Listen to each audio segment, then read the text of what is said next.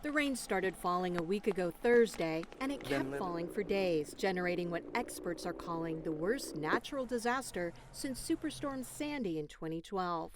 Tens of thousands of people have been displaced. State officials say at least 40,000 homes have been severely damaged or destroyed. The full magnitude of the devastation is not yet known. More than a week later, some areas are still inaccessible. As the crisis began to unfold, local churches and faith-based groups mobilized to help. Members of Bethany Church, a non-denominational megachurch in Baton Rouge, were among those out on boats, rescuing stranded people and delivering supplies. Jared Stockstill is a church administrator. A lot of the elderly people in their homes had 5 feet of water and were stranded in their houses. We assumed that everyone had left, and we started finding out that there were many, many people still in their homes. So we just began riding my boat up the street that I grew up on, and we're pulling up to people's front door in a boat, picking them up, helping them into the boat.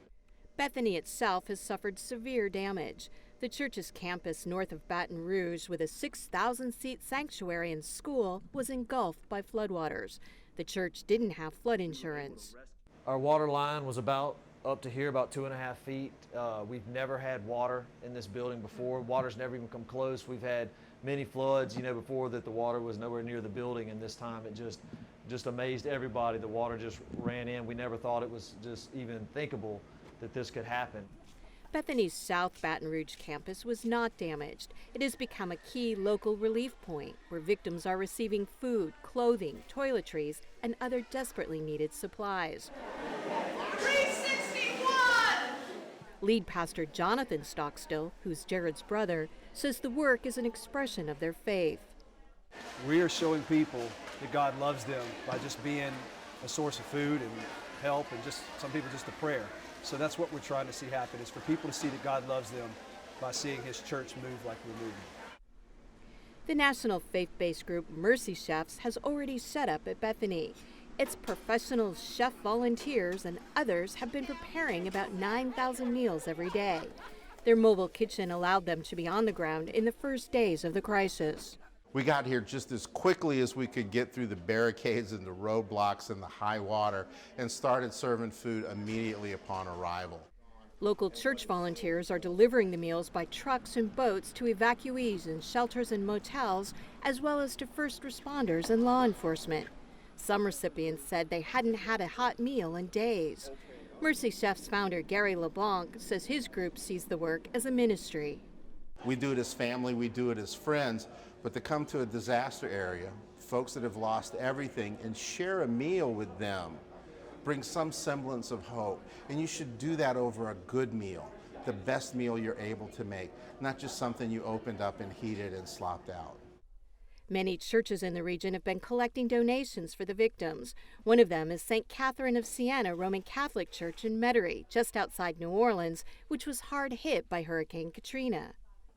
Because of the loss that we took for Katrina, I felt like we needed to reach back out to other communities and help them in the same thing that we went through here in New Orleans and Metairie. Star Hill Church in Baton Rouge is also distributing donated supplies. Church Finance Secretary Carol Parker is helping with the effort, even as she's dealing with her own crisis. The home she's owned for more than 30 years flooded. About 7 o'clock Saturday morning, that's when the water started rising up. So my husband woke me up and told me, it's time to get out. It's time to get out. For now, Parker, her husband, and son are living with her sister. Like thousands of other residents here, they're waiting for assessments from the insurance company and FEMA about the extent of the damage and how much help they may receive. All the material stuff might be gone, but my faith is not gone. And just like my pastor, Jetson, always say, no, we didn't lose everything. We got family and we got God. So do not say we lost everything. Many here say the flooding crisis has actually helped to bring some healing to their community, which has been roiled in recent weeks by the police shooting of an African-American man, Alton Sterling, and the subsequent shooting of 3 police officers. It's just amazing to see how it doesn't matter what race you are or anything like that, everybody has the same needs. So we all pitch in and just start helping, and I feel like it's really gone a long ways to bringing us together. Ongoing rain has been hampering rescue and relief efforts in many areas. As that work continues, experts are beginning plans for the next phase, long-term recovery and rebuilding. Several national faith-based organizations have assessment teams on the ground and are bringing in equipment and other resources, as well as organizing teams of volunteers from across the country. One of the groups, Southern Baptist Disaster Relief, is partnering with local churches such as Woodland Park Baptist Church in Hammond. They say a top priority will be helping displaced residents repair their homes so people can start living there again.